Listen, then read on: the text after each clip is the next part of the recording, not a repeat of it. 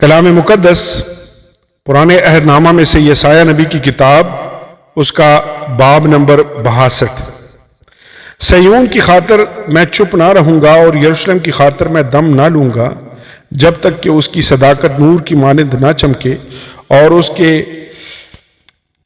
اس کی نجات روشن چراغ کی طرح جلوہ گر نہ ہو۔ تب قوموں پر تیری صداقت اور سب بادشاہوں پر تیری شوکت ظاہر ہوگی، اور تو ایک نئے نام سے کہلائے گا جو خداوند کے منہ سے نکلے گا، اور تو خداوند کے ہاتھ میں جلالی تاج اور اپنے خدا کی ہتھیلی میں شاہانہ افسر ہوگی۔ تو آگے کو متروکہ نہ کہلائے گی، اور تیرے ملک کا نام پھر کبھی خرابہ نہ ہوگا، بلکہ تو پیاری اور تیری سرزمین سہاگن کہلائے گی، کیونکہ وہ خداوند تجھ سے خوش ہے، اور تیری زمین خاوند والی ہوگی۔ کیونکہ جس طرح جوان مرد کنواری عورت کو بیاہ لاتا ہے، اسی طرح تیرے بیٹے تجھے بیاہ لائیں گے، اور جس طرح دلہا دلہن میں راحت پاتا ہے، اسی طرح تیرا خدا تجھ میں مسرور ہوگا۔ اے یروشلم، میں نے تیری دیواروں پر نگہبان مقرر کیے ہیں، وہ دن رات کبھی خاموش نہ ہوں گے۔ اے خداوند کا ذکر کرنے والوں، خاموش نہ ہو، اور جب تک وہ یروشلم کو قائم کر کے روئے زمین پر محمود نہ بنائے، اسے آرام نہ لینے دو۔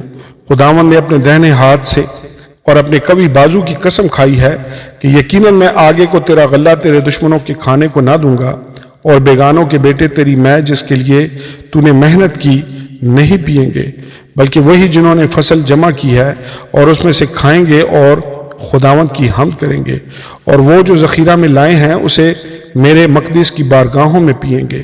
گزر جاؤ، پھاٹکوں میں سے گزر جاؤ، لوگوں کے لیے راہ راست کرو، اور شاہراہ اونچی اور بلند کرو، پتھر چن کر صاف کر دو، لوگوں کے لیے جھنڈا کھڑا کرو۔ دیکھ، خداوند نے انتہائی زمین تک اعلان کر دیا ہے۔